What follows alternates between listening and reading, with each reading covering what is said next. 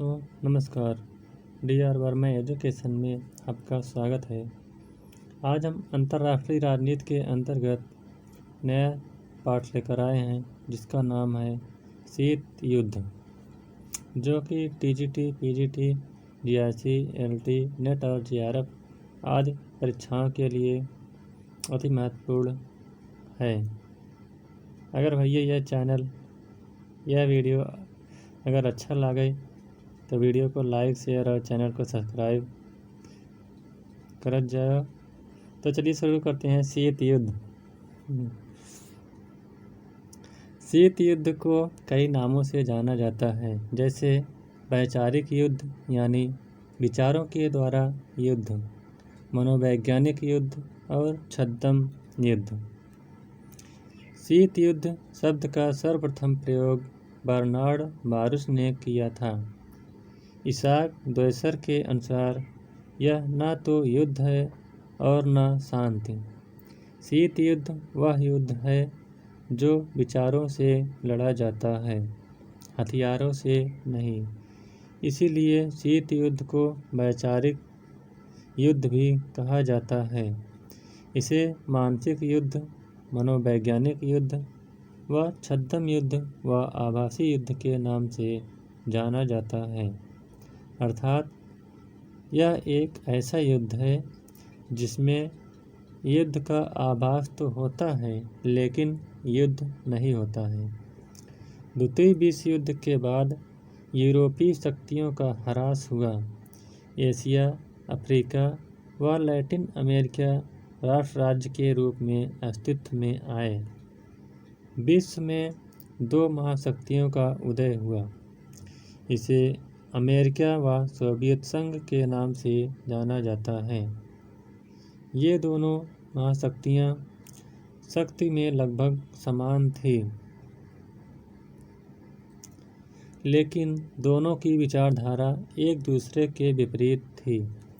जहाँ अमेरिका उदारवादी या पूंजीवादी विचारधारा का पोषक था और इससे अमीरों के हितों को बढ़ावा मिलता था, वहीं सोवियत संघ साम्यवादी विचारधारा का समर्थक था और गरीबों तथा मजदूरों की विचारधारा का प्रतिनिधित्व करता था।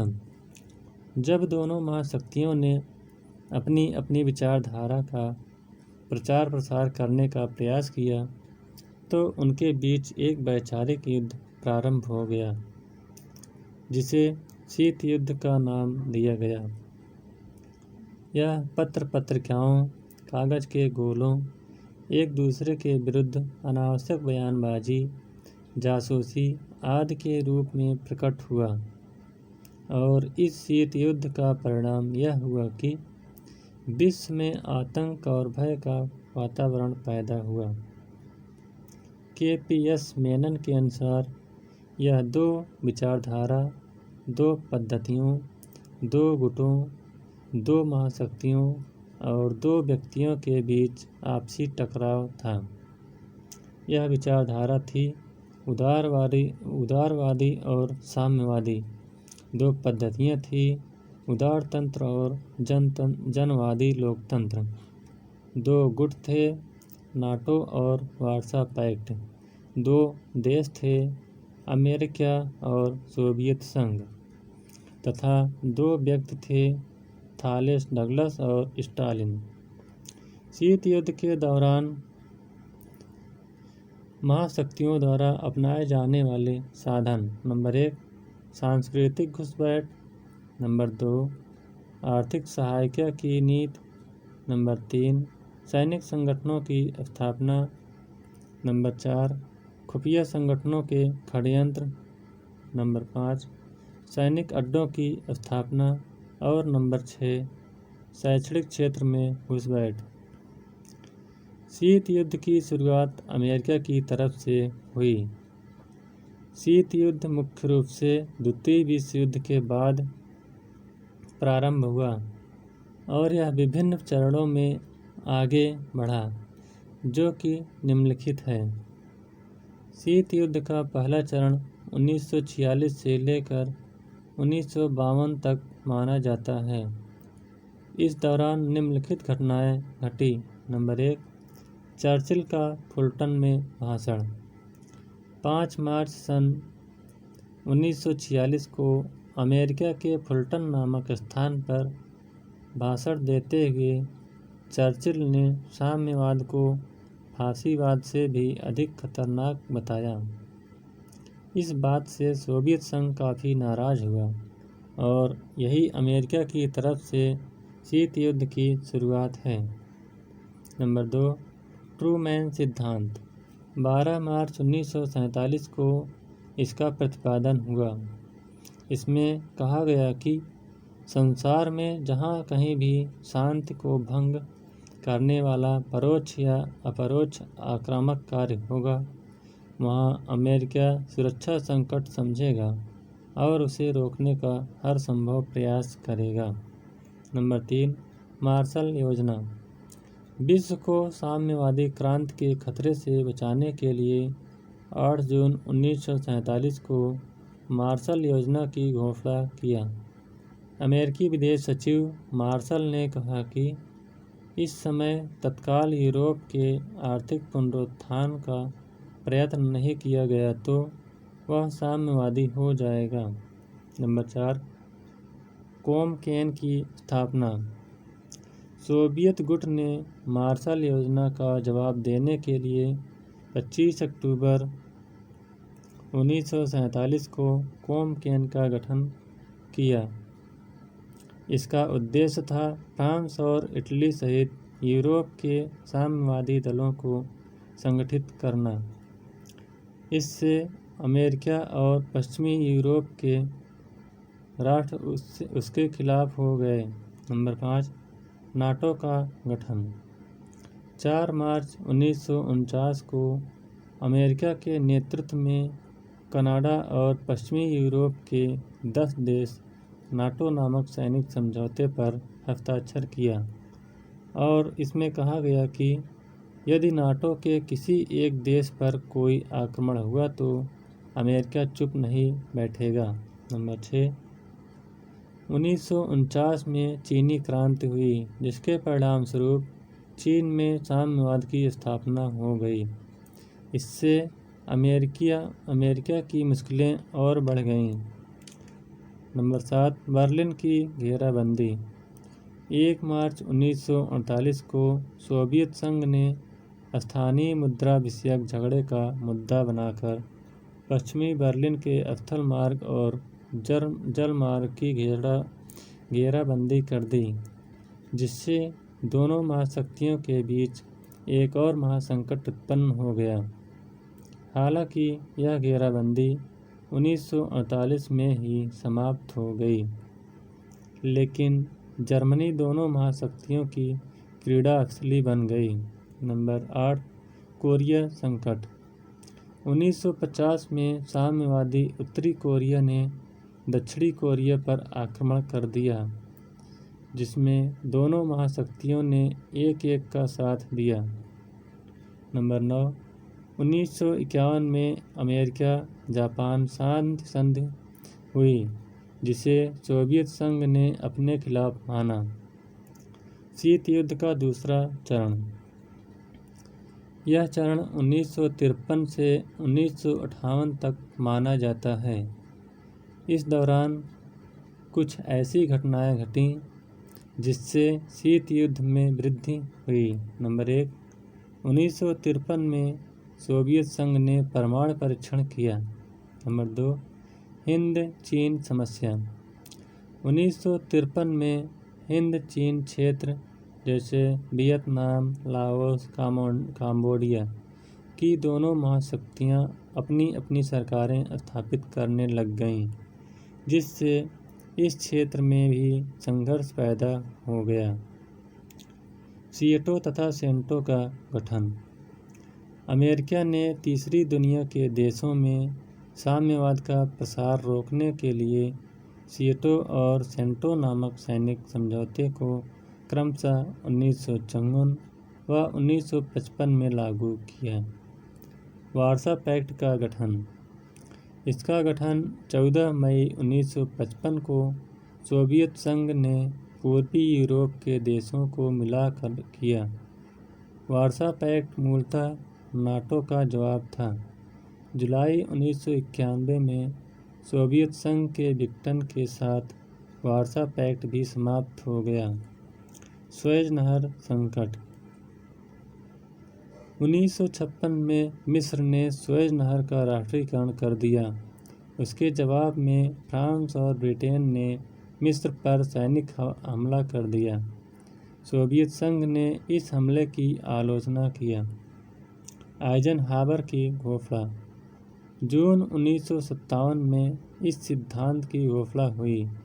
इसके अतिरिक्त इस सिद्धांत के अनुसार अमेरिकी क्रांति ने राष्ट्रपति को पश्चिमी एशिया के किसी भी देश के साम्यवादी आक्रमण को रोकने के लिए अपने विवेक के अनुसार सेना तथा सैनिक कार्रवाई करने का अधिकार दिया। इससे पश्चिम एशिया में शीत युद्ध की गर्मी बढ़ गई। शीत युद्ध का तीसरा चरण 1958 से लेकर 1962 तक जाता है। इस दौरान निम्नलिखित घटनाएं घटी। नंबर 1, 1959 में सोवियत संघ के राष्ट्रपति क्रुश्चेव ने अमेरिका की यात्रा किया और अमेरिका के कैंप डेविड नामक स्थान पर दोनों के बीच मिलने और वार्ता करने पर एक सहमत बनी ताकि अंतर्राष्ट्रीय तनाव को दूर किया जा सके। नंबर 2, U-2 विमान कांड। 1 मई 1960 को अमेरिका का जासूसी विमान U-2 सोवियत संघ में जासूसी करते हुए पकड़ा गया, जिससे सोवियत संघ काफ़ी नाराज हुआ। अगला, पेरिस शिखर सम्मेलन। 1960 में U-2 विमान कांड के कारण पेरिस शिखर सम्मेलन असफल हो गया। यहाँ तक कि क्रुश्चेव ने आइजनहावर से हाथ मिलाने से इनकार कर दिया। कैनेडी का राष्ट्रपति निर्वाचित होना।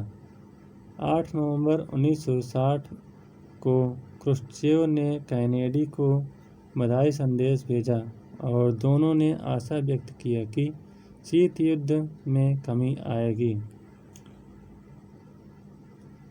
क्यूबा संकट।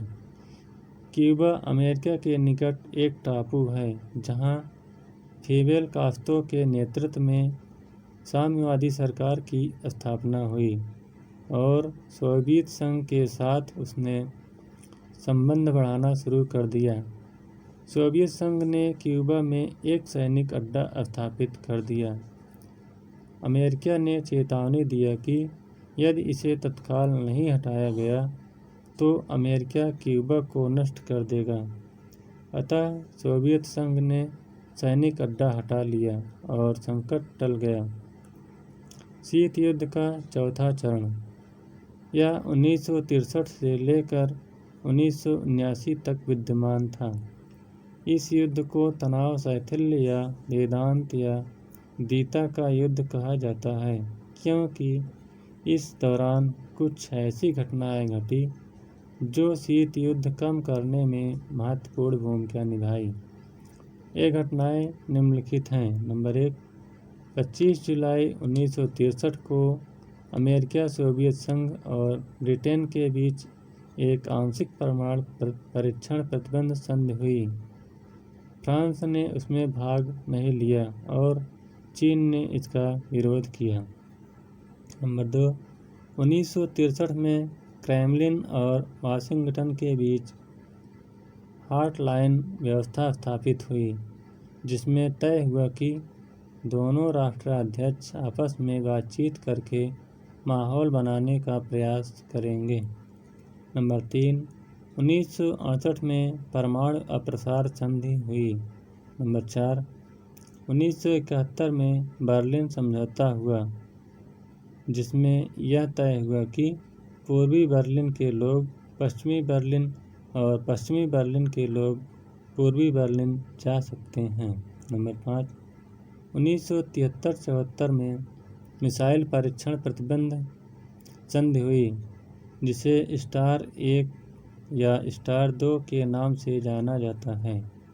नंबर 6, 1973-74 और 77 में यूरोपीय सुरक्षा सम्मेलन हुआ, जिसे सोवियत संघ ने अपने विरुद्ध बताया। इसके फलस्वरूप तनाव नए सिरे से पैदा होने लगा। नंबर 7, 1979 में सोवियत संघ ने अफगानिस्तान में साम्यवादी सरकार की स्थापना कर दिया, जिससे अमेरिका नाराज होकर हिंद महासागर के डिपागो गार्सिया में दक्षिण एशिया में नज़र गड़ाए रखने के लिए एक सैनिक अड्डा बनाया। नव शीत युद्ध यह 1980 से लेकर 1988 तक माना जाता है। इसे शीत युद्ध का 5वां चरण भी कहा जाता है। तनाव शैथिल्य के दौरान कुछ ऐसी घटनाएं भी घटी जो पुनः तनाव उत्पन्न होने का कारण बनी और शीत युद्ध पुनः नए सिरे से प्रारंभ हो गया। यह अमेरिका के राष्ट्रपति रीगन के सत्ता में आते ही प्रारंभ हो गया। रीगन ने पुनः अस्त्र-शस्त्र उद्योग को बढ़ावा देने, मित्र राष्ट्रों को पुनः शस्त्रीकरण करने, शस्त्रीकरण की होड़ को तेज करने और सोवियत संघ के प्रति कठोर रवैया अपनाए जाने से जाना जाता है।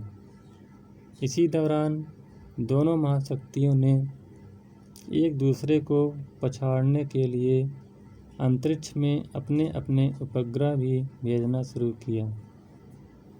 इसलिए इसे नक्षत्र युद्ध के नाम से भी जाना जाता है।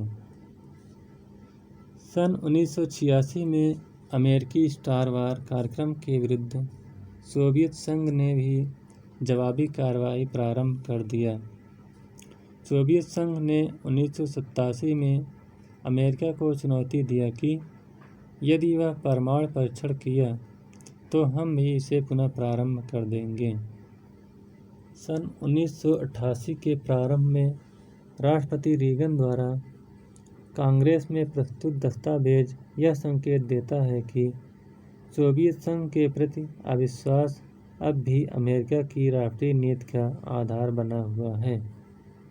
1989 में बर्लिन की दीवार गिर गई और शीत युद्ध की समाप्ति हो गई। जुलाई 1991 में सोवियत संघ के विघटन के साथ द्विध्रुवीय विश्व एक ध्रुवीय विश्व में बदल गया और शीत युद्ध अपने परंपरागत रूप में समाप्त हो गया। शीत युद्ध का अंतर्राष्ट्रीय राजनीति पर प्रभाव, यानी अंतर्राष्ट्रीय राजनीति पर शीत युद्ध का क्या क्या प्रभाव पड़ा। नंबर 1, विश्व का 2 गुटों में विभाजित होना। नंबर 2, आतंक और अविश्वास के क्षेत्र में विस्तार। नंबर 3, आणविक युद्ध की संभावना का भय। नंबर 4, सैनिक संधियों और सैनिक गठबंधनों का बाहुल्य। नंबर 5, अंतर्राष्ट्रीय राजनीति में सैनिक दृष्टिकोण का पोषण। और नंबर 6, संयुक्त राष्ट्र संघ का भंग होना। तो इस प्रकार से शीत युद्ध का यह चैप्टर समाप्त होता हुआ। अगर यह वीडियो आपको अच्छा लगे तो वीडियो को लाइक, शेयर और चैनल को ज़रूर सब्सक्राइब करिएगा। Thank you.